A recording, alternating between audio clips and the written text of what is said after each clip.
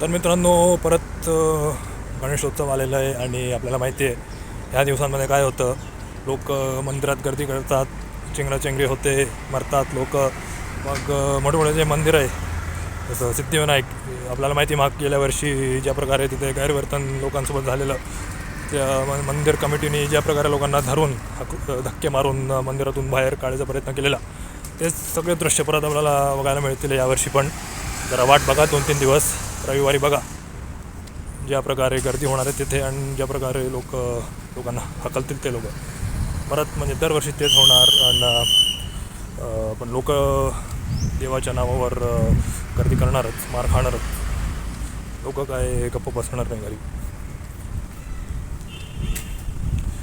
लोकांना असं वाटतं की खरा देव हा मंदिरातच आहे, त्यांच्या घरात जो देव आहे तो देव नाही, त्याची व्हॅल्यू खूप कमी आहे. पण तो जो मंदिरात जो मोठा देव आहे तिथेच जाणार, तिथेच मार खाणार.